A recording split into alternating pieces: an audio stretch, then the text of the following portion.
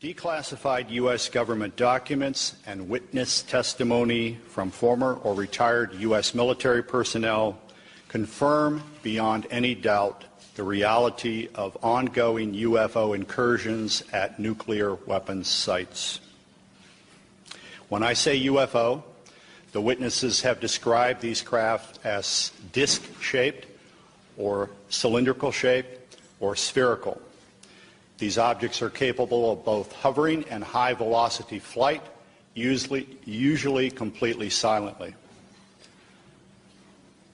Over the past 37 years, I have personally located and interviewed more than 120 of these former or retired military personnel, all of whom report UFO incidents at one or more of the following locations: nuclear missile sites, nuclear weapons storage areas, and nuclear weapons test sites in Nevada and the Pacific during the era of atomic atmospheric testing. I believe, these gentlemen believe, that this planet is being visited by beings from another world who, for whatever reason, have taken an interest in the nuclear arms race which began at the end of World War II.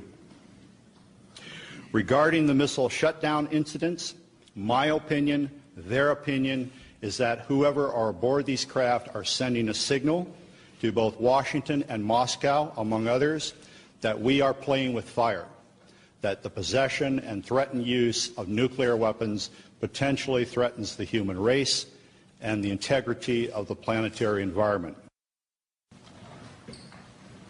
Good afternoon. My name is Robert Salas. In 1967, I was a first lieutenant stationed at Malmstrom Air Force Base, Montana. I was a missile launch officer, and on March 24th, 1967, I was on duty at what we called Oscar Flight. It is a underground capsule hardened site, about 60 feet underground. We had security guards topside. The main guard is called a flight security controller. My commander at the time was Lieutenant Fred Mywald, now retired Colonel Fred Mywald. Sometime in the evening hours on March 24th, I received a call from one of my topside guards, the flight security controller, stating that they had been observing strange lights in the sky making odd maneuvers and wanted to report it. I thought it was kind of a strange report, but I took it seriously. You have to understand we were protecting nuclear weapons, and the reports we generally got were very professional. At any rate, I kind of dismissed the call. He called back about 5 minutes later. This time he was screaming into the phone saying they're looking at an object, a red glowing object hovering just above our front gate. This object was about 30 feet in diameter. He couldn't make out too much of the details of the object, only that it was pulsating, and he had all the guards out there. He was very frightened. Wanted me to give him direction. I think I said something like, make sure nothing comes inside the perimeter fence. He immediately hung the phone up. I went to wake my commander, Fred Mywald, who was taking a rest break, started to tell him about the phone call, and just as I told him, our missiles began going into what's called a no-go condition, or unlaunchable. Essentially, they were disabled while this object was still hovering over our site, our launch control facility. At that point, we went through our procedures. He reported back to the command post the incident. We also had some security lights, meaning security incursions at some of the launch facilities. So I called the guard back upstairs and directed that a security team be sent out. At this point, the guard told me the object had left at high speed. Again, silent, no noise. The security guards got out to the launch facility and reported back that they were seeing this object again. They also lost radio contact. This incident terminated at that point. We reset the security alarms, but the missiles themselves were still disabled. We had to call in for maintenance teams to come out and bring them back up on alert. The main indication we got from our equipment was this was guidance and control system failure. I want to emphasize that the security people upstairs had no control authority over. They had no equipment up there, no ability to affect any kind of system shutdown on our missiles. All the control systems were underground. We were relieved the next morning. I reported back to the command post, the base, Malmstrom, reported to our squadron commander. He was white as a sheet, didn't know how to explain the event. I asked him specifically if it could have been an Air Force exercise, and he assured me that it was not an Air Force exercise. There was also a member of the Air Force Office of Special Investigations in the room. He ordered us to not ever talk about this. I even signed a non-disclosure statement to that effect. This was, and I didn't talk about it until 1994. I was able to come across a little paragraph in a book called Above Top Secret by Timothy Good. And on page 301 of that book, there's a short paragraph about missiles being shut down while UFOs were overhead. At that point, with the help of Mr. James Klotz, my investigator, we requested the Air Force to send us documents about this shutdown, not mentioning the word UFO. We did get the Air Force to declassify what we'll call the Echo Flight incident. Let me back up a little bit. During the report to the command post, my commander, Fred Mywald, turned to me and said the same thing happened at another site. At the time, I thought he meant that evening, but it turns out the same thing had happened a week earlier at another site, and he was probably referring to the Echo Flight. At any rate, at that point, when we got the Echo Flight incident declassified, I felt I was able to come forward and start talking about it because I thought that's where I was. It wasn't until later I found out it was an Oscar flight, and I realized that not only our flight had gone down, 10 missiles, but the Echo Flight also went down about a week earlier on March 16th. We have extensive documentation on the Echo Flight incident that we received from the Air Force under Freedom of Information Act. We have the testimony of Walt Fiegel, who was the deputy missile crew commander at Echo Flight. I have a couple of letters from the commander, Eric Carlson. Colonel Mywald gave me a telephone interview about this in 1996, and I've got that on tape, and he's given me permission to use that. So we've got audio recordings of some of these witnesses. We've got written statements. We've got documentation from the Air Force. All of this supporting what I just told you.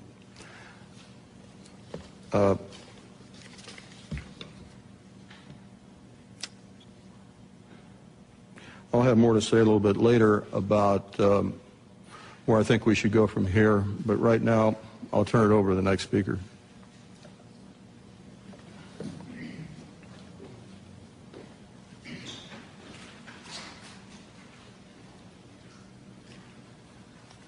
Good afternoon. My name is Dwayne Arneson.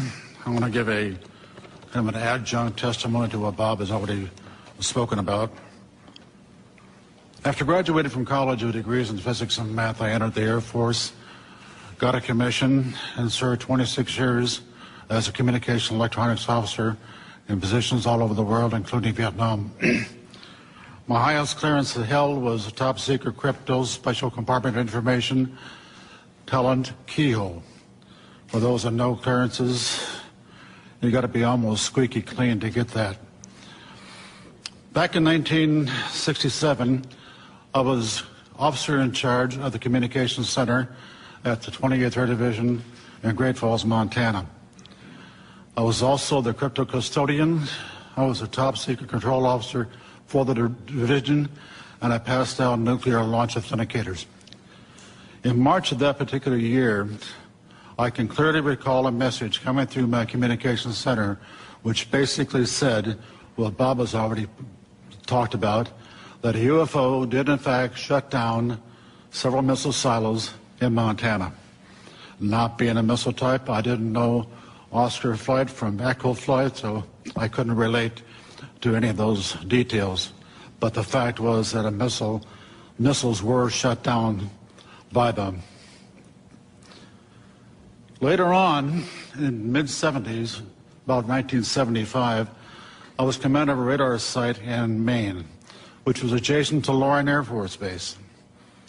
Periodically, my security cop and I met with the SAC security police.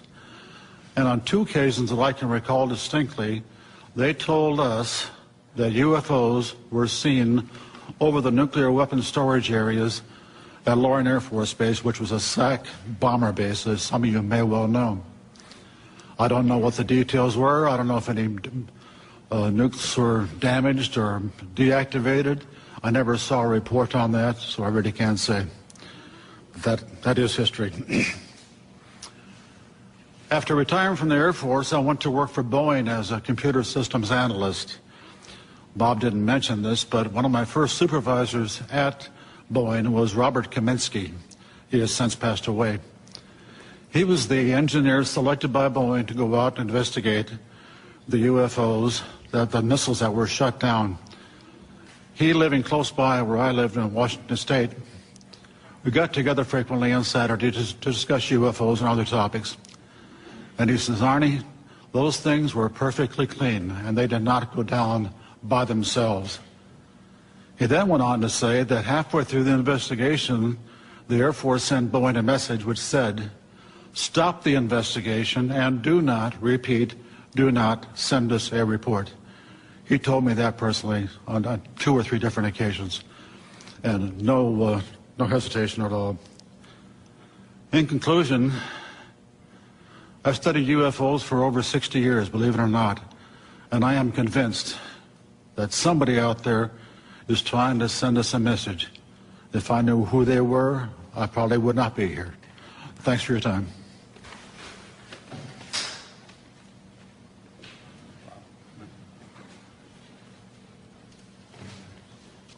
Good afternoon. My name is Robert Jameson. Between January 1965 and October of 1967, I was stationed at Malmstrom Air Force Base as a combat missile targeting team commander. Our main job was to point the missiles in the right direction. Also, we may be dispatched from time to time to a restart. In case any missile goes off alert, we have to restart and verify the targeting data. In March of 1967, I was on alert for dispatch. And that evening, I got a call from Job Control saying, a missile going down in Oscar flight, go out and restart it, which was nothing unusual up to this point. I called my team, then I went down to the hangar. As soon as I got to the hangar, some acquaintances of mine approached me and says, Bob, do you know what happened? No, I don't know what happened.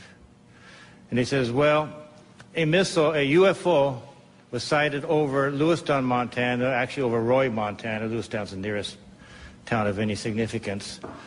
But over the Roy, Montana, which is the center of Oscar flight. And when that UFO, at the same time that UFO was over there, all of Oscar flight went down. Well, that was highly unusual. I went to Job Control to verify it, and yes, they confirmed it. And I was looking at the status board they have, where they have a map of the whole wing. I noticed everything was green. All the lights, they have lights for the missile sites. All the lights were green, except one corner in the upper right-hand corner was all red. All of Oscar flight was down. I mentioned to them that doesn't happen He says, well, it happened once before, about a week before. A UFO was sighted over Echo Flight. About the same time, all missiles in Echo Flight went down. He says, other than that and this is it. It's never have happened before. Personally, I'm never aware of any 2 missiles going down at the same time, let alone 10. I also learned, the people in job control was telling me, that earlier that day, a UFO was sighted over Belt, Montana, another town in Montana, small town east of Momstrom. And it went into a canyon. And immediately they notified the Air Force. We sent a team out there to investigate it, and sure enough, there was a UFO apparently at the bottom of that canyon. Job Control told me, go over to the emergency command post they have set up in the colonel's briefing room. I had access to that location. I went over there. The room was too crowded to really gain anything. I did hear radio contacts with a team out on the field mentioning lights at the bottom and everything, but I couldn't get too close enough to really find out what was going to happen. I left the room and started wandering around getting my team ready. Went into debriefing. We always go, before a job, we go to a debriefing. There's where they give us information such as road conditions and weather conditions, things we might expect out in the field. So I went over there, and they went through the normal debriefing, and then they said to me, now I want you to go to another table at the other end of the briefing room for a special briefing. I went over there, and another NCO approached me. I knew him because he sometimes was our debriefer or briefer. And he says, look, we have a problem. We have UFOs in the area. They've been messing with our missile sites. There are certain procedures we want you to do if you should see one out in the field. And he proceeded to tell me what to do. If we're out on the road, we see a UFO, we do not go to the launcher, but instead to the nearest launch control facility. Also, we call Job Control and let them know what we're doing. If we're at a site and we're penetrating, then we have to stop what we're doing, remove ourselves from the site, call Job Control. We'll have radio contact with all these. Call to Job Control and wait for further instructions. Now, if we're at the site and we're doing our work, I have to take myself, my team, and the targeting tapes, go into the launcher, close the personnel hatch. Now, all the teams, before you go out into the field, will take with us an armed guard. That's just normal. We have to leave the one guard, armed guard, on top, all by himself, and he's supposed to report to Job Control or the launch control facility of what he was seeing. And I says, okay, but then he says, one other thing, don't leave yet. We're going to hold everybody back until we're sure that all the activity out in the field has ceased, at least for the time being. So I waited around about an hour and a half. He was all ready to go. Then they contacted me and says, okay, you can go now. So I went with my team. We went out to the field. Restarted. We had to go to Oscar Flight. That's not a very pleasant thing. Oscar Flight is 120 miles. It's the furthest flight from the base. And in Air Force trucks, that's not the most comfortable ride. But nevertheless, we went out to Oscar Flight, and we restarted. I think it's either 3 or 4 missiles. This is where Bob was at the time. We restarted 3 or 4 of their missiles. The startups were successful, and I saw no incidents in the field. When I came back, we have to go through debriefing. The first things I asked them upon return to the base, what about this missile out in Belt? They said as soon as daylight came, we were going to send choppers over. It was nighttime when they first saw it, and no one's going to have them scale down the mountain at nighttime. So they were going to send some choppers down and scale the mountain, scale the canyon daylight time. But as soon as daylight time came up, this thing shot up right through everything and just disappeared, more or less. So that was that. Now, also, about a week later, I also heard that a UFO was sighted over India Flight, and there was a partial shutdown. I think 4 or 5 missiles was shut down at India Flight with a UFO overhead, not the whole flight. And I had to go out and restart at least 2 of them. And then the rest of my time at Montana, I was involved in no more further UFO incidents. Nothing else happened. And then I went on elsewhere. Thank you.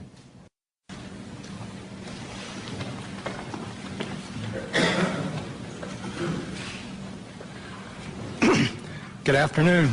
My name is Charles I. Halt. I retired from the U.S. Air Force in 1991 as a colonel.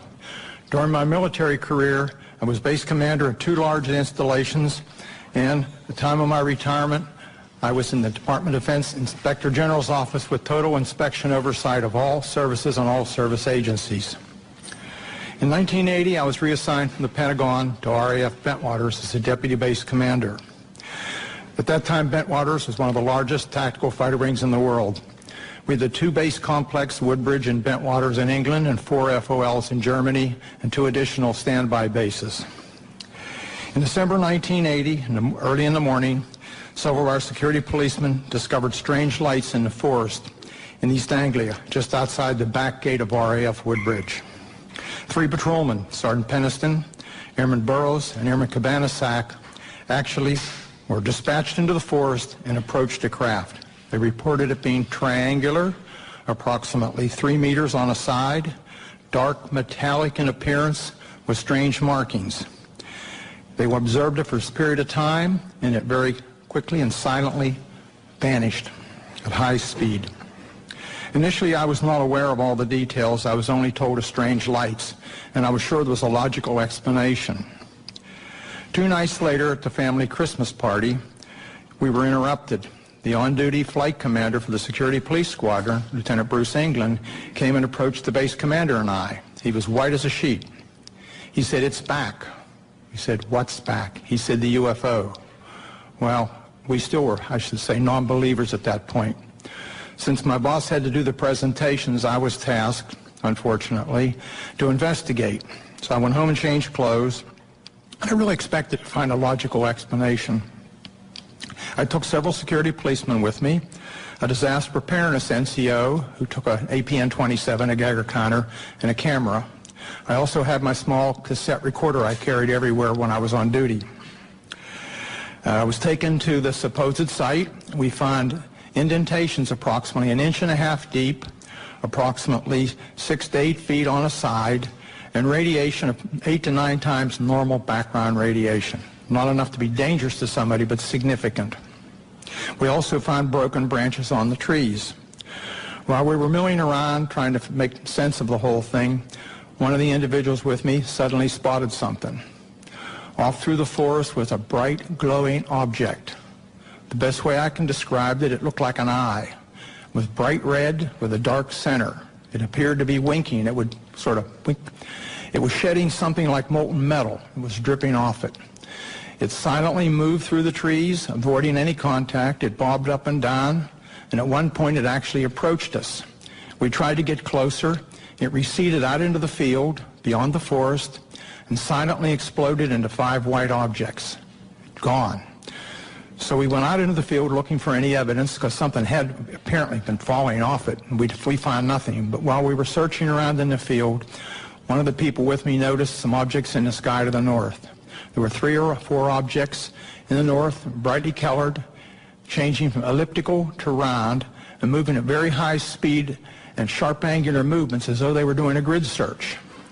While we were watching them, somebody else noticed to the south there were 2 objects just sort of hovering in the sky. One object approached us at very high speed, best guess is 3,000 to 5,000 feet, somewhere in that neighborhood, stopped directly overhead and sent down a concentrated beam at our feet. It was about 1 foot in diameter. The best way I can equate it is sort of a laser beam. We stood there in awe. Was this a warning? Was this an attempt to communicate? Was this a weapon or just a probe?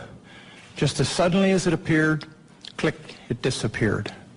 We stood there, really concerned. About that time, we noticed the other object to the south was sending down beams, about a mile and a half away over Woodbridge Base. We had 3 different radios with us, the police radio, the security police radio, and I had the command net. All 3 radios were functional and we were talking to control centers. They were constantly breaking up and we had great difficulties communicating, but we were able to discern that on the police and security net that some of those beams were either falling into or near the weapons storage area, and there's a great deal of concern. It really bothered me at the time. Every time something of significance happened that night, I kind of clicked on my little tape recorder and recorded it so I'd have a record of it for the next day. Unbeknownst to me, a copy of that was released by one of my coworkers several years later, and hence there was a lot of publicity. My superiors at the time were informed what happened. I briefed my boss. I played the tape for him. He listened intently. He was aware of the incident because he was monitoring the night before on the radio. He and several others were. He took the tape to the 3rd Air Force staff meeting the following Wednesday. 3rd Air Force was the Air Force headquarters at that time in England. Played it for General Baisley, the commander and staff. They all sat silently. The decision was, it happened off the base, so it's a British affair. In other words, they were loath to get involved. So my boss came back and threw me the tape recorder, and I said, well, what do we do, boss? He said, get with Squadron Leader Moreland, who was the British liaison officer, and do a report. It's their problem, not ours. Gosh, here I am kind of caught in the middle, and I'm a junior guy here. Whoa, why did I ever get involved? Well, Squadron Leader Moreland was on vacation in Wales at the time.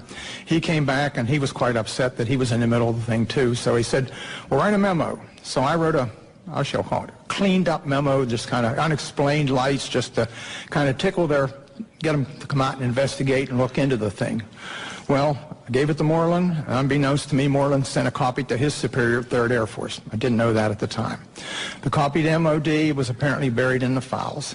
Days turned into weeks, and weeks turned into months, and I almost forgot about the incident, to be honest with you. Gave up. Several years later, one of my co-workers was playing a copy of my tape at cocktail parties and caught somebody's ear. Somebody started asking questions, and he said, oh, Holt wrote a memo. The next thing we know, there was a Freedom of Information request came into Bentwaters. Of course, there was no official copy. We didn't have word processors in those days. We used typing manifolds in the old typewriters. We were just transitioning. And the only copy was an onion skin that I had in my desk. So my boss went back and said, there's no official record of it. Well, somebody else found out the 3rd Air Force had a copy.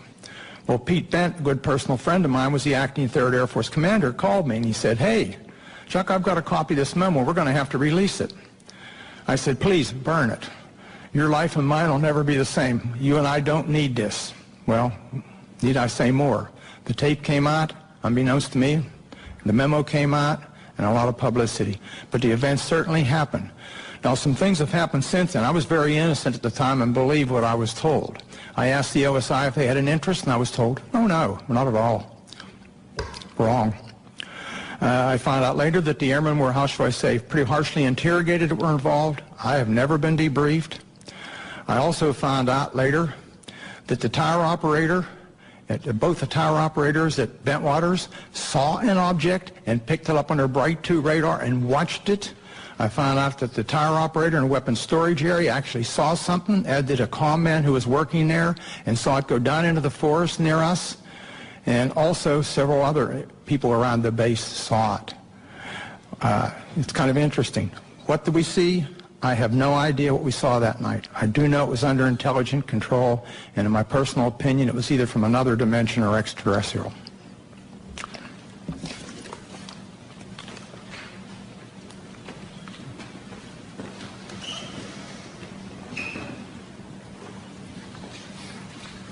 Good afternoon.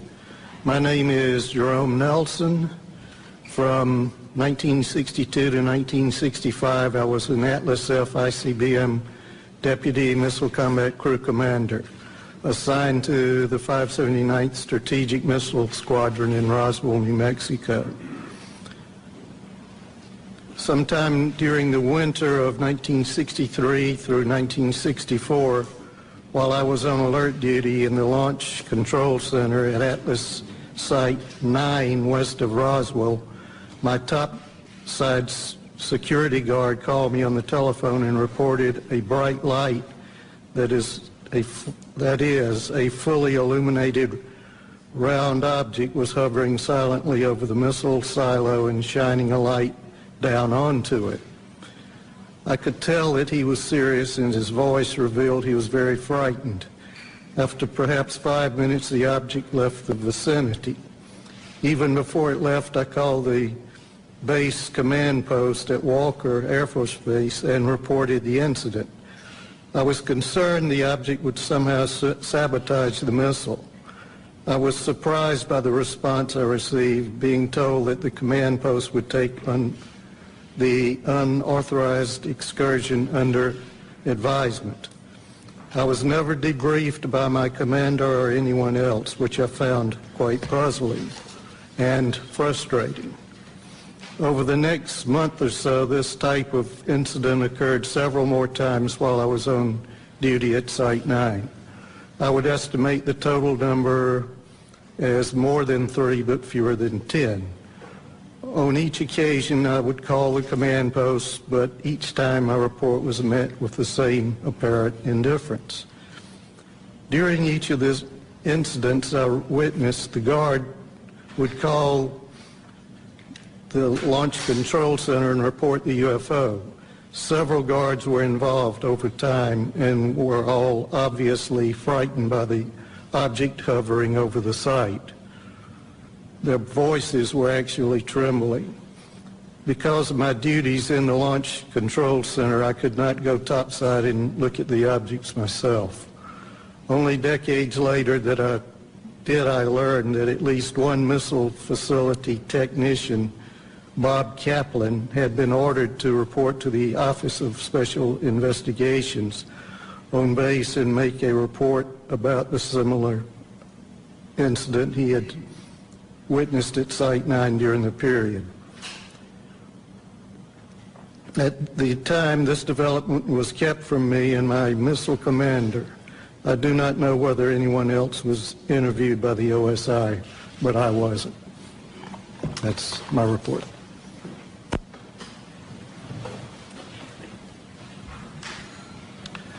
Well, good afternoon, ladies and gentlemen. My name is Patrick McDonough, and I'm here today to relate an experience that happened to me in September of 1966. It's 44 years ago, but that experience was so significant, it was basically burned in my memory. I haven't forgotten about it at all. But I am getting older, and I did want to put this experience and relate it on the record. A little background on me: I had enlisted in the Air Force in Berkeley, California in the first week of November 1962. At the onset of the Cuban Missile Crisis, it was going. I felt patriotic. And up to that time, I had been studying engineering in college. I had 3 years of engineering. And the Air Force, considering my background, trained me to be a geodetic surveyor. And I was assigned to 1381st Geodetic Survey Squadron in Orlando, Florida. We basically, in 1965, we moved to Warren Air Force Base in Wyoming. On average, I would spend 9-10 months a year on temporary duty, surveying for latitude and longitude at our missile sites and aircraft bases for positioning missile and aircraft guidance systems. Basically, the squadron's mission was to provide precise geographical coordinates for a missile or an aircraft inertial guidance system, so that the missile or aircraft would know exactly precisely where it was at when it takes off, while the intelligence agencies would provide the targeting information. In early September of 1966, myself and 2 other airmen, Airman First Class Al Kramer and Airman Third Class Charlie Coates, we were temporarily assigned to Malmstrom Air Force Base, and were ordered to provide or perform the initial geodetic surveys for the last 50 missile sites there. There already was 150 Minuteman I sites, and we were putting in the last 50 for the wing. And basically, we were assigned to the Site Activation Task Force, they call SATAF. It was Boeing, really, the prime contractor. We were given a government truck, no radio, anything in it. I was the chief of party. I was the observer on our small 3-man team. Al was the recorder. Charlie was, we were trying to train him both in observing and recording. We normally would arrive at a missile site at about in early evening. We'd set up our instruments, and basically what I was doing was the star observation to provide precise latitude and longitude. On the night of this incident that happened, we were completing a series of what we call celestial astro-azimuth observations southeast of Conrad. And I was doing the observing, Al was recording, and Charlie was assisting Al with the chronometer on the time hacks as I tipped on Polaris. The unusual thing about this missile site I was at was that the blast hatch of the silo was open. And that was very unusual. Normally when I'd go to these missile sites, even though they were not activated yet with a missile, they were always closed. The monoliths were there. We do 4 monoliths and do a precise quadrangle. And the work we did was very precise. It involved a lot of, it's basically all using star shots. And so here's a site that we arrived at, and the blast hatch is open. And we're nearing completion of the star observations. We had been to the other 3 monoliths, and I was at the monolith at the next to the hatch. And it was probably about 1:30, and a unidentified flying object came from the north and stopped right over us. I would say it was probably about altitude of 300 feet or so, maybe a little higher. It's a little hard to tell in the dark. It was round. It had, I would estimate its diameter at about 50 feet, kind of like a pretty large, you know, like a wingspan of a B-52, something in that range. It's pretty large. It seemed to have pulsating lights going around it, and it had a white light from the center looking down into the silo. There was no wind, there was no noise. It only stayed there maybe 20, 30 seconds at most. And then I just remember, I'm staring up at the stars, right? I'm a pretty keen observer of what's above me here in the celestial sphere up there. And I just said to myself, what if this thing beams us up and takes us off to some distant place and never return to Earth again? I mean, this is going through my head here while this thing's above me. And then from this dead stop, it shoots off to the east, just like now you see it, now you don't. It just, phew. So after this UFO departs, I grabbed my instrument and jumped in the truck behind the steering wheel, and off we went. And we weren't about to be there if it came back. We didn't have guards with us because there was no missile. We didn't have a radio because we're not really in contact with the Air Force Base. I don't know any of this other stuff is even going on, to be honest with you. I mean, we're just kind of out there on our own doing these sites and mailing our material back. It was wasn't even aware there was a UFO problem per se. But as it turned out, the night's events weren't totally over with us at that point. As we sped away and on our way back to Conrad, and the Army Corps of Engineers had base rocked all the roads to take the weight of these missiles they were bringing in. And of course, these are new sites, and they took down all the signs to make the roads wider. And I go over the hill and come down, the headlights come down, there's no road there at Teed, you know. And so I tried to make you either went to the right or left. I tried to go to the left towards Conrad, and the truck flipped over, and we ended up upside down. Fortunately, none of us were hurt. We walked probably about 2 hours to the nearby farmhouse, if you call that nearby, and called the Montana Highway Patrol. The farmer drove us back to the accident site, and was interesting when the highway patrolman arrived, because we told him, you know, how did this occur? He was asking us, and I told him that his dispatch had told him there had been over 20 reports to his office that night in reporting a UFO in the area. I wrote incident reports to the SATAF, Boeing, Montana's state regarding the accident. But, you know, what was interesting was I never heard anything from the Air Force regarding the incident, and I never had to, there was no retribution or reimbursement required for me for rolling this truck. And this truck had 18 miles on it that afternoon. It was a new truck. Okay, so nothing. I heard nothing. So this part was good because I didn't really want to buy the truck. I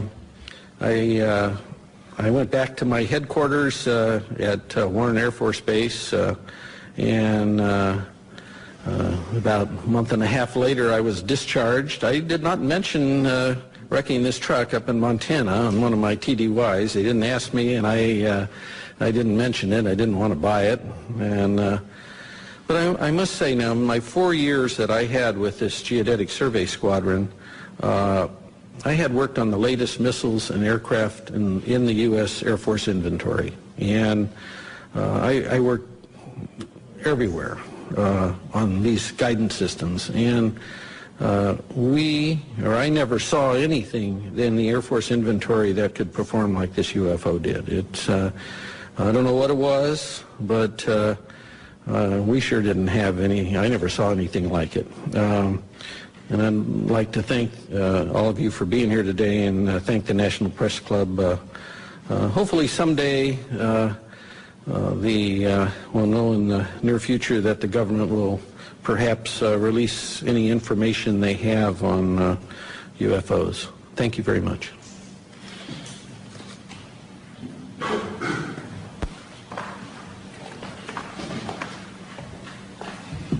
Hello, everybody. I'm Bruce Fenstermacher. I don't have any exciting stories like rolling a truck with 18 miles on it. From 1974 to 1976, I was a combat crew commander and a captain in the Air Force stationed at F.E. Warren Air Force Base at the 400th SMS and assigned to Romeo Flight. In the fall of 76, my deputy, who I'll call Sam because he's not given me permission to release his name, we were on alert, trying to stay awake. We were listening to the conversation between the flight security controller of the topside NCO and the strategic alert team, the security alert team, the SATs. Kind of that was one way to stay alert, because the SAC duty is moments of terror with hours of boredom. And suddenly we heard the FSC call the SAT team and say, stop the vehicle. Get out of the vehicle and look around. I didn't tell them where to look or anything. And Sam and I looked at each other and then said, what do you see? And he said, oh, I don't see anything. I don't see anything. Holy bleep. I do see a white pulsating light in the sky. It's maybe 7 or 8 miles away. The FSC asked where it was. He said it's to the north. He said it's pretty close to where the launch control facility is. So my deputy and I did a double take. We called upstairs and we said, what's going on? He said, you're not going to believe this, Captain, but right above us there's a huge white thing, pulsating light above us, and I had to call them to make sure I wasn't seeing anything. Upon prodding, he told us it was shaped like a fat cigar. I think he said a pregnant cigar. White pulsating light. Between the pulsations, he saw red and blue lights. It was silent, because I prodded him saying, is it some sort of helicopter? He said, no, it's very silent. We're talking to him for several minutes, and he says it's starting to move away along our access road. So we hung up. My deputy and I are saying, what do? We got to report this. He calls down, the FSC calls down shortly and says it's over one of our launch facilities, the missile silos, and it was the closest one along the access road. So I ordered the SAT team to go to that site. And they called in through the FSC, so they had to go back for batteries. And they were a little slow getting out, so I was kind of ordering them, come on, get on, get going. And at the same time, we contacted SAC Command Post at F.E. Warren. And the NCO answered, and we told him the story, and he laughed and said, when it eats the SAT team, call me back. So the SAT team never got to that LF. It silently moved again to another launch facility. We called the SAT team 3 or 4 times. I'm sorry, we called Command Post 3 or 4 times. The last time, and we got the same nonchalant attitude. The last time I said, are you logging this? And they said no. So I said, give me the officer in charge. And he said, well, he's busy. I said, well, either give me the officer in charge or I'm going to wake up the base commander, the squadron commander, because there's something going on, something's messing with my LFs. They were mine for that period. So the officer came on, and I said, you need to log this or I'll wake everybody up. He said he would. He called us, his NCO, a different NCO called us back a few minutes later, took the log of what had happened in a timely sequence. So it went to another LF. The SAT team had to come back for gas. Then it said it had car trouble. It could only go 5 miles an hour. So long story short, after several, about an hour and a half, the flight security controller said he could see it over another launch facility still down the road. And then he said it suddenly and silently just went away up to a star size and then disappeared. So that was it. It was an exciting rest of the tour. The next day we were relieved by another crew to go back home. And I went upstairs and the FSC is lying like in a chair in almost a fetal position. And I talked to him, and he was scared. He said, I can't sleep. I can't get that thing out of my mind. And I said, what the heck was with the SAT team? He said, both my deputy and I were prior service, so we got along well with the enlisted guys. So I said, if you promise not to tell anybody, they told me they were not going to go to any LF with that thing over it. No direct orders, no nothing. And in fact, they never left the launch control facility.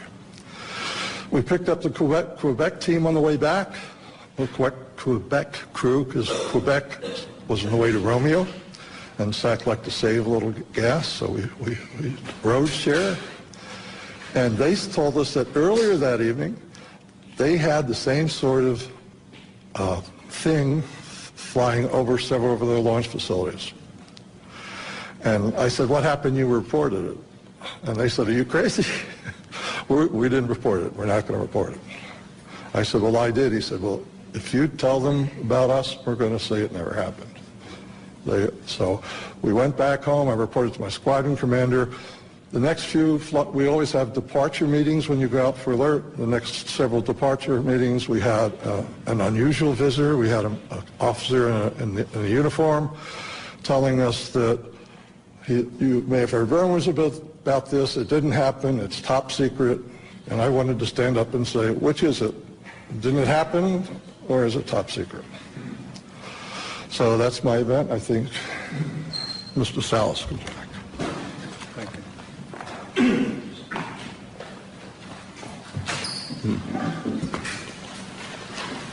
What you have heard here today is evidence of a phenomenon. It sounds fantastic, and it is fantastic. We presented this evidence in the public interest of open government. Our signatures on affidavits in the press kit that you have attest to the truth of our statements. Our evidence is now public domain. The real question is, what is the public going to do with it, this testimony? It has been a general practice of the media to scoff at these kinds of stories, make light of such testimony. We can only ask that you take the time to give some serious consideration not only to our statements, but to the statements of other witnesses out there who have similar incidents. There is also documentary evidence that helps support what we have said. We hope you will take the time to at least take a look at those, research this a little bit, and if you do, I think you'll come to the same conclusions that we have. That is that the UFO phenomenon is real, not imaginary. There's current excessive secrecy in our government surrounding this phenomenon. Unknown aerial objects have in fact been observed over many of our nuclear weapons bases and other nuclear facilities, and in some cases the appearance of these objects coincided with compromising the operational readiness of our nuclear weapons. Although each of us might have different opinions about the meaning and intent of these incidents, I think we can all agree that the tampering with nuclear weapons is a national security concern. This is Air Force official policy on UFOs. This is dated 2005, but I believe it is current policy. I'll just read one part of it. It says, no UFO reported, investigated, and evaluated by the Air Force was ever an indication of threat to our national security. That is clearly misleading. It is false based on our testimonies. This statement, the decision to discontinue UFO investigations, was based on an evaluation report prepared by the University of Colorado in 1969. I believe this was the infamous Condon Committee study. There is substantial evidence to show that study was superficial and biased. In particular, the Echo and Oscar incidents I spoke about were never investigated by the Condon Committee, even though their principal investigator was well aware of these incidents. Obviously, the testimony given here today conflicts directly with that Air Force policy statement. We ask that our government answer to the public about the obvious discrepancy between our testimony and that of the current statement. Indeed, we demand an answer based on the foundation of our democracy that says, and I want to paraphrase Franklin Delano Roosevelt, President Roosevelt,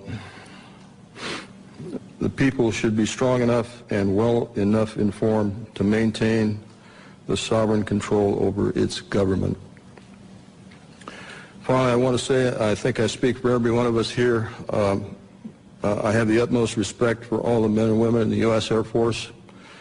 I graduated from the Air Force Academy. I thoroughly enjoyed being a part of the Air Force, and I was honored to serve my country in that way. Our disagreement and challenge to the Air Force has nothing to do with the people of the Air Force. It has to do with official Air Force policy. And I think they are deliberately withholding the facts, not just in what you've heard here, but continuously since 1969. And by doing so, they're not allowing the people of this country to engage in the decisions regarding events that are clearly national security issues and concern to all of us. We're simply asking for the truth. Thank you for your attention. At this time, we're going to take questions. Mr. Hastings will take it from here. If you would go to the microphone over here and tell us what media you represent. Thank you. When you ask a question, I would ask first that you identify yourself and your organization, and then direct your question perhaps to a specific individual. That person will have to find his way to the mic, so there will be a bit of delay. Yes. Pat McCune, the Daily Trojan, University of Southern California. We just did a big event here, and LucasArts, Mr. George Lucas himself. I wanted to commend all of you. You guys are soft-spoken, but you carry a big stick, and that's exactly the way to approach this issue. I remember when UFOs first got going, it was like a laughing matter until they started revealing themselves in the deserts, Arizona, Colorado, and so forth and so on. I'm standing up here not only because if I'm a resource to anybody, if LucasArts is, please let me know, and I'm glad to do whatever I can to help you. As well, I wanted to point out that my friend Charles Stone back here is something of a real authority on UFOs. It does quite extensive work on websites and all. and is a real authority if you need some questions answered. That's it. Hello, Jeff Schogel with Stars and Stripes. Two quick questions. Mr. Hastings, you had mentioned that this is an ongoing phenomenon. Is there an incident later than 1980 that you are aware of? And then also, are there any testimonies here today that are new that have not yet been documented or been in the public domain? This is a cross-section of the witnesses who've come forward. The latest incident involving nuclear missiles was at Malmstrom Air Force Base in 2007. However, the person is still active duty Air Force. I'm not going to elaborate on that until that person is separated from the Air Force. Another incident occurred at the Nellis Air Force Base, Nevada, Area 2 weapons storage area. A series of incidents, the latest being in April of 2003, in which there were unidentified aerial objects maneuvering near the weapons bunkers at that facility. More recently, civilian sighting reports in Orange County, California, at the Seal Beach Naval Weapons Station, a series of bunkers, again, containing nuclear weapons. There were local media reports of multiple sightings in March of 2009 near this weapons storage facility. This is ongoing. This is the tip of the iceberg. We can only catch as catch can. I am of the opinion that for every incident that I'm aware of, and for witnesses that we've got in hand, there could be 10, there could be 100, there could be many, many more incidents that I'll never know about because the people won't come forward. They'll wait years or decades to talk about what they know. And is anything that has been said here not been in the public domain before? I'm sorry? Anything that has been said here? I know I've heard the incident that Mr. Holt referred to. I've seen Mr. Salas. Is there anything here? The other people that you've heard here today, I reckon you have not heard about.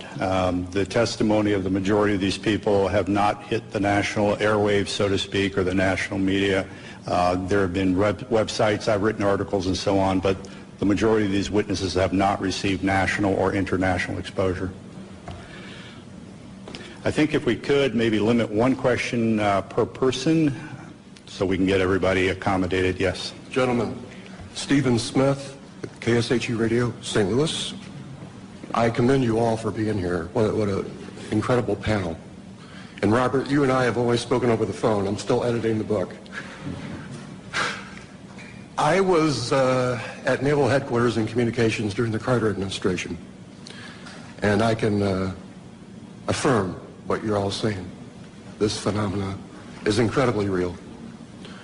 And one day, a gentleman came into our comm station, came up to me, I had never seen him before in my life, and said, "Do you know that we have aliens on ice?" And I was just taken back and speechless. I didn't pursue with any questioning. And he turned around and walked away and walked out. I have been a contactee twice in my life, both times in Santa Monica, California, one in 1986, one in 1997. Incredible experiences that I won't go into detail right now. But I just want to say, bravo, gentlemen. Thank you. Spencer Ackerman with Wired. Mr. Hastings, could you elaborate on why you've speculated that the unidentified flying objects that all of you have described possessed the agenda of trying to tell us to turn away from our path of use of nuclear weapons? Are there other potential explanations that you've considered and found less plausible? Is there a possible offensive threat to the world from these UFOs? As I said in my introductory remarks, that's speculative on my part. However, given the available evidence, that is a plausible scenario. We can clearly say, based on radar data, which are empirical, not anecdotal, that these objects have been tracked since the early 1950s, if not earlier, traveling up to 7,000 miles per hour, making right-angle turns at high rates of speed, instantaneously hovering, reversing course. If we or the Russians or any country on Earth had those kinds of craft in the early 50s, Why have we spent the last several decades developing fixed-wing aircraft of far inferior abilities? These are clearly, in my view, a technology from somewhere else piloted by beings from obviously another world or another dimension. Moreover, the fact that missiles have been tampered with here and in the former Soviet Union, and on one occasion in each country about which I am aware actually activated, I think we can rule out that these are the Americans attempting to start World War III or the Russians attempting to start World War III. Again, the technology involved is so superior, and we cannot conceive of a logical scenario whereby either of our countries would attempt to activate nuclear missiles for any reason under the sun. Now, our opinion is that whoever these beings are, they are indeed attempting to send a signal that we are playing with fire, that we are gambling with the human race's future. There are other possible scenarios. I have half-jokingly said from time to time, maybe they're planning to invade Earth and they don't want to inherit a radioactive environment when they do. Now, I don't believe that's what's going on by any means. I don't think humankind is in jeopardy from whoever they are and what their intentions are, except we will have our minds expanded. There will be a paradigm shift. Traditional institutions such as religions, governments, other social institutions may indeed be threatened by what is coming. That is just a logical consequence of what is about to occur. But if indeed this earth is being visited by other races, and if those races are, one or more races, are in fact repeatedly monitoring and sometimes tampering with our nuclear weapons, that secret, in our view, should not be kept from the citizens of this planet any longer. But you don't think there's an offensive element to their contact?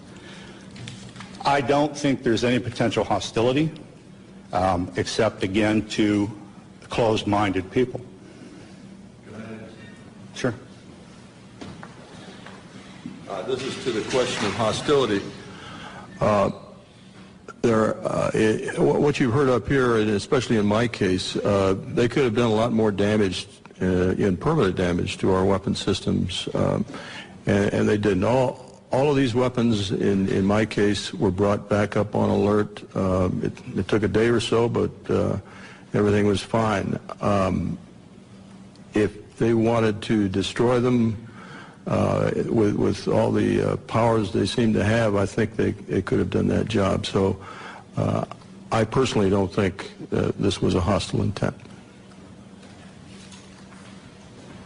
Hi, I'm Charles Stone with the Tiger News Service. I didn't ask my friend to come up and make that statement for me, but appreciate your patience. I've published internationally in the history of weapons of mass destruction, including going back to the 1940s, and these incidents go back to at least that period of time, that U.S. government military facilities that were doing high-tech development in that period of time also reportedly at least had UFO visitors of various types.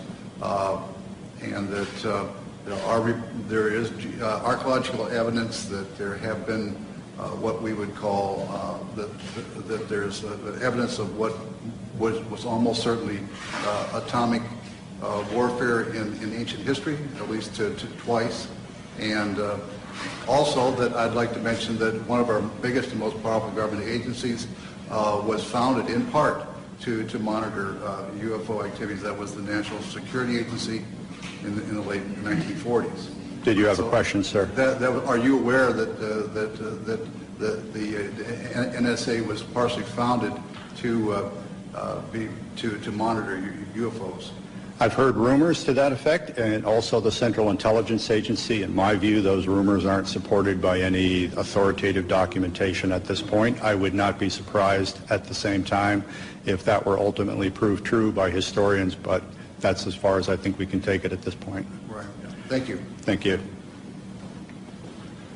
Hi, my name is John Kelly. I'm a columnist at the Washington Post.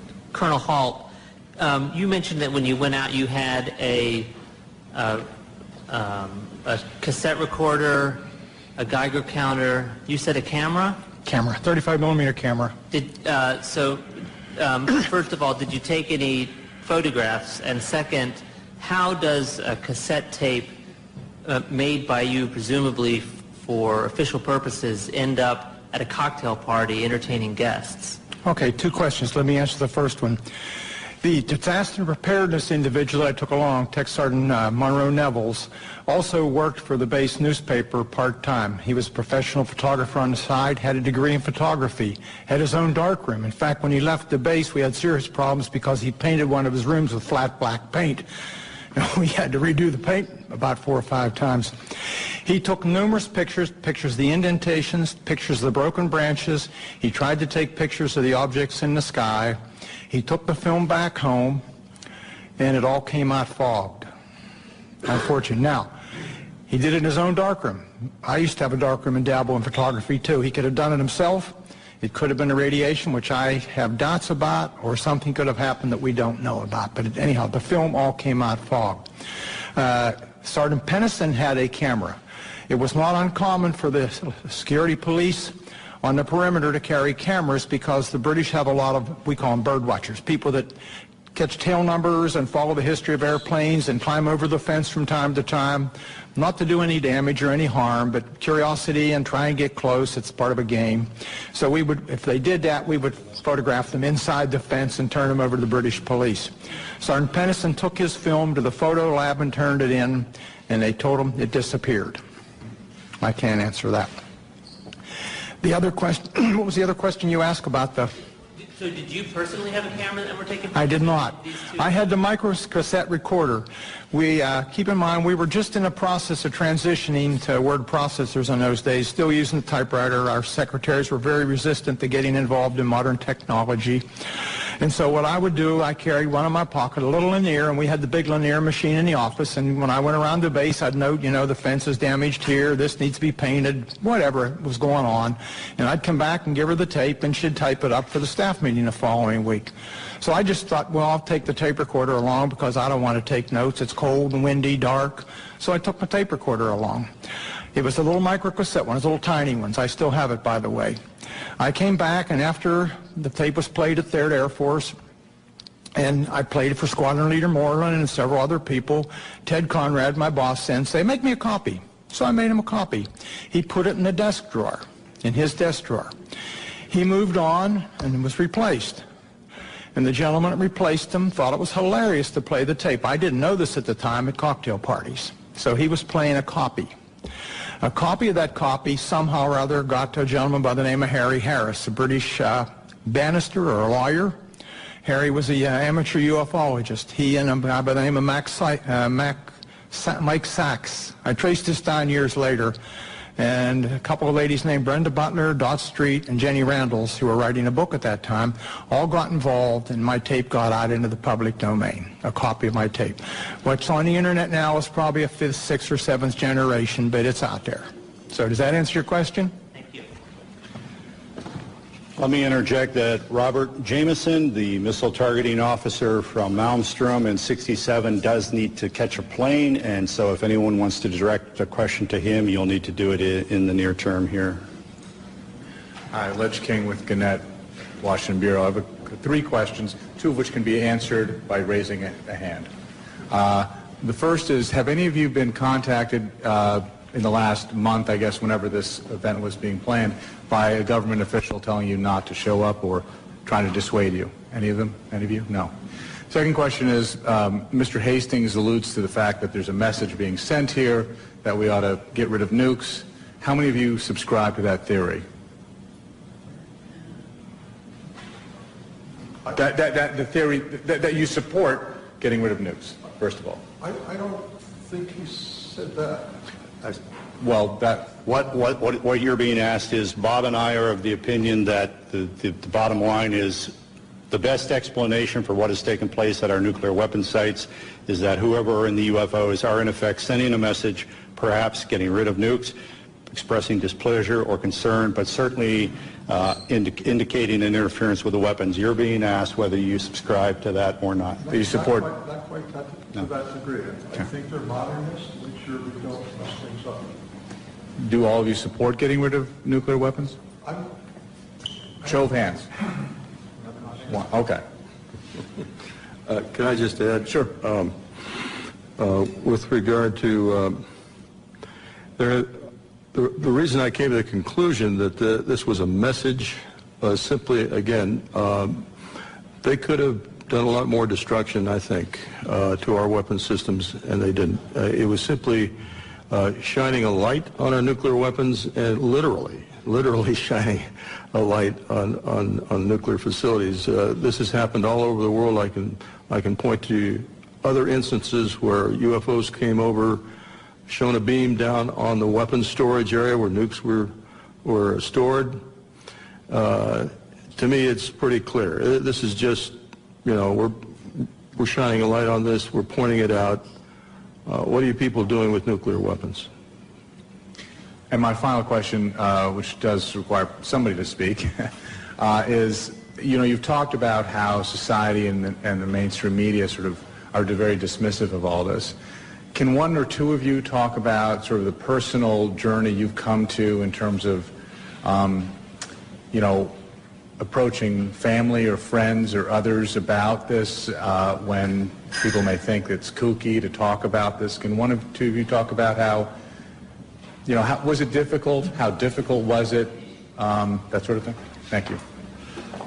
Well, as a person who is very, very skeptical about this, what I call UFO nonsense, when that happened that night and I thought through the process of what the logical explanations are, after that I was very careful about who I told what, because some of my friends, when I started on this, just laughed.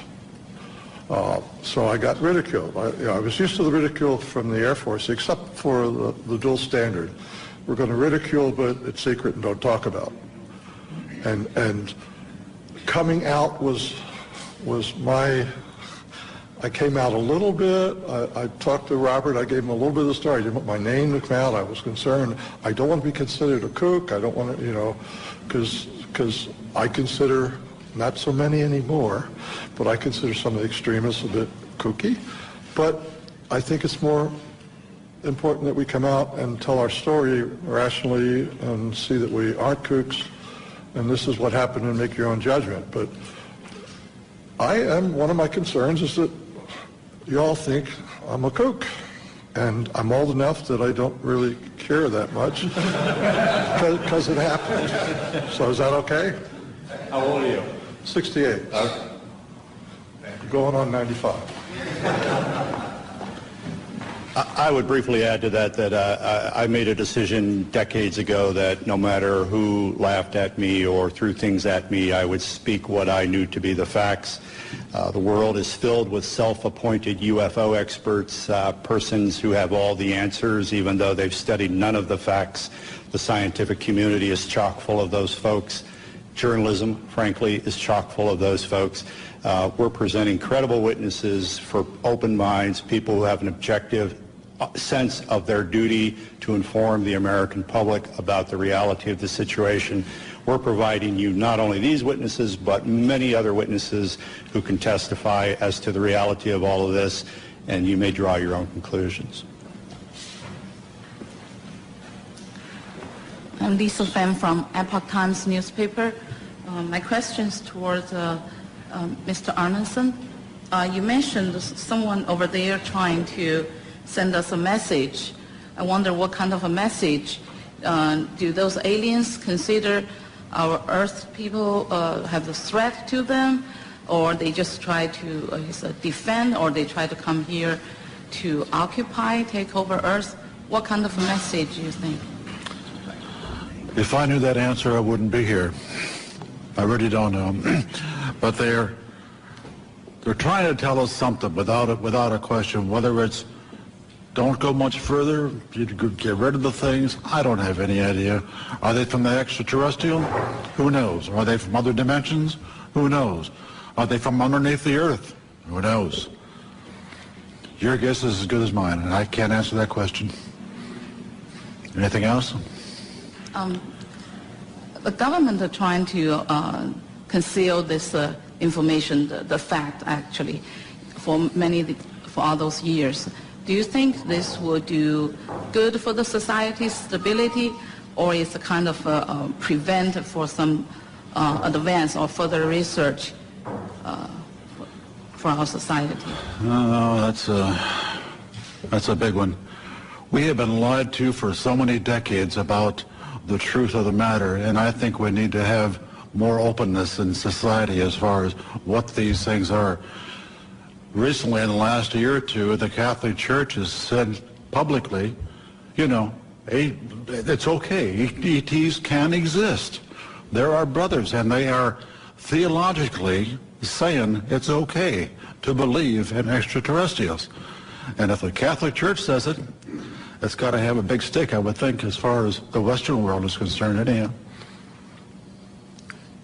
Do you think right now it's a time for human beings to admit there are other spiritual beings in the universe besides the human race? Oh yeah. I think that's the thing is, people are so wrapped up nowadays in their own world. They're worried about jobs. They're worried about mortgages. They could care less about UFOs and ETs and paranormal events and whatnot. That isn't even on their radar scope. Unfortunately, that's... I understand that. I haven't spoken to college students that much myself, but I understand that that is a fact. Yeah. And that's healthy. I think that's goodness. Oh, yeah. I just wonder what's in the archives in the Vatican as far as UFOs and things like that are concerned. If that could be released, wow, I bet it would blow the socks off a lot of people. That would be interesting. Okay. Let me. You asked what would the potential changes be for society? Would this be good? Let me briefly summarize and say, in 1975, a former CIA official, Victor Marchetti, wrote a best-selling book called The CIA and Cult of Intelligence. The CIA took him to the Supreme Court to attempt block publication of that book.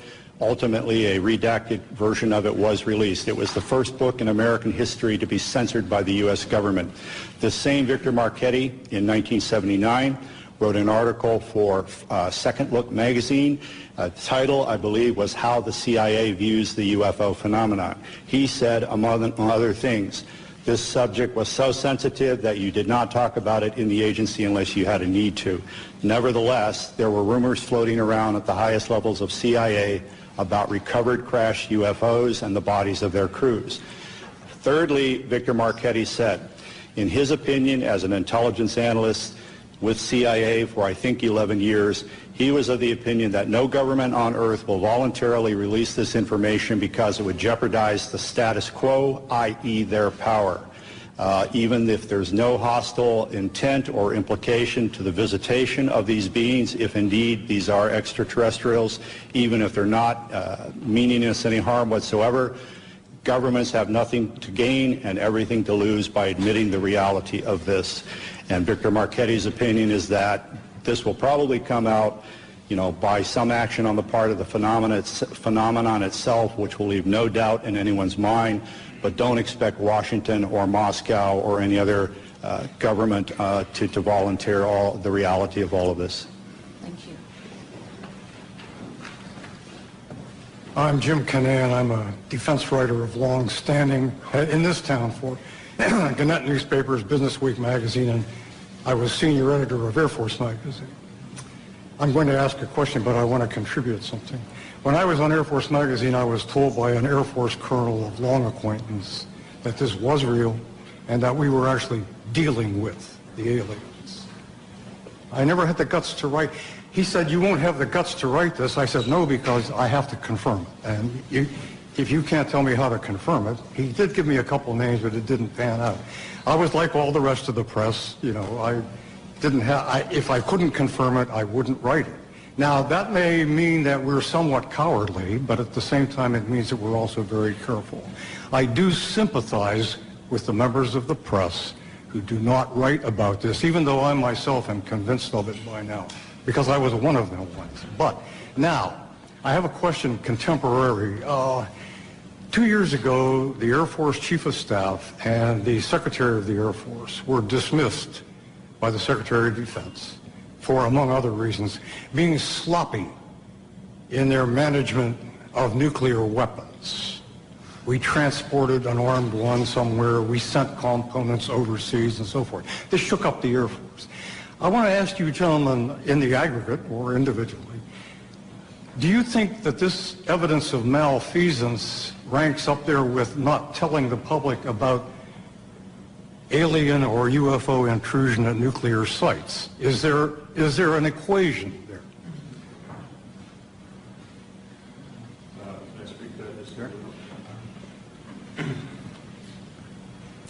I don't know about ranking, but it points out the dangers of nuclear weapons. The fact that these accidents have occurred, serious accidents with nuclear weapons, and it just points out how dangerous it is that we have them. I don't know how to compare that with the cover-up. I'd have done an analysis of the cover-up, and I'd be glad to give it to any of you guys that are interested. But I think it's related in the fact that the cover-up of the fact that the UFOs did intercede with our nuclear weapons is extremely important. May I add something? This Air Force colonel who talked to me about all this, he did so in result of my questioning about it after a Japan Airlines freighter over Alaska was trailed by a UFO in 1987. I called all over Elmendorf, FAA, the Pentagon. And then I was approached by this colonel whom I had known, who said, I understand you are interested in UFOs. And I said, yeah, you know. Well, I have something to tell you. And since he had known me a long time, that's why he got into this. It had no great enterprise on my part, and I still don't know what to believe. But would you comment on... He also said, though, that we have a lot of misconceptions about what they are here for. He said they basically don't give a damn. They don't care what we do. They're here for their own purposes. And that any notion that they should land and say, take us to your leader, boggles the imagination because they don't care about that kind of thing. And I said, well, do you have any idea why they are here? He said, no. And he didn't think anybody else in the Air Force or anywhere else did either. How does that square? Let me interject regarding the November 87 radar tracking incident that you alluded to. Right, and in recent years, you may know that the number 5 guy in the echelon at FAA, John Callahan, has gone public and said that shortly after that happened, CIA agent, 2 agents, I believe, and some other government types convened a meeting at FAA headquarters and said we want all the radar tapes, all the voice tapes, and this never happened. I wasn't here. John Callahan said, how come we can't tell the people about this? According to this FAA administrator, the CIA agent said the people would panic, the public would panic. John Callahan, to his immense credit, kept some of the data down in his office. The CIA agent said, give me all of this. He gave him everything that was on the table, didn't tell him about what was downstairs. And when he left the agency, John Callahan released that to the public. So CIA is still quite involved in all of this. Leslie Kane's great book includes that again. I think regarding... well, to follow up on the other part of your question about, what are they up to, why are they here, and so on, no one knows. Maybe the people at the CIA and the Pentagon and the Kremlin don't even know. However, these very simplistic scenarios of if they're real and they're here, why don't they land on the White House lawn? Well, if they're anthropologists and this is a classroom experiment, you don't interject yourself into the experiment, you observe. Or an alternate scenario, if this backwards planet is on the verge of a nuclear holocaust, maybe on a limited basis you intervene in a way that the Pentagon knows what's going on, the Kremlin knows what's going on, except for troublemakers like us, the public at large in neither country does not know what's going on. So in effect, you send a signal, in my opinion, to governments about nuclear weapons without alarming the general populace. The late Dr. J. Allen Hynek, who was a UFO skeptic, he worked for Project Blue Book for so many years, he eventually believed, I've been wrong, science has been wrong, these are real, and we should check into it. When asked why, the aliens, if that's who they are, do not visit us, he said, a zoo is a nice place to visit, but you don't communicate with the lizards. So there's any number of plausible scenarios to explain why we have not had open contact. I am of the opinion that whoever they are have enough sense to know that if they interject themselves into our reality in one fell swoop, there could be very dire repercussions. Whereas, on the other hand, if they engage in an on-again, off-again cat-and-mouse behavior that allows a slow psychological conditioning of humankind to the reality and the presence of themselves, then when open contact, if that indeed is in the cards, occurs, there will be far less trauma. Thank you. I wasn't meaning to contest your point of view, by the way, merely pointing out what I had heard. It's all right. Michael Rank from Lancaster County. Al and I came down this afternoon, and we were talking about the fact that we are now able to combine human and non-human genetic materials by our medical sciences. And I don't know whether any of you have had a chance to read Professor Jacobs' book, The Threat. He's a tenured professor at Temple University, and he has been doing regression therapy with abductees for years, and he has quite a body of knowledge there. One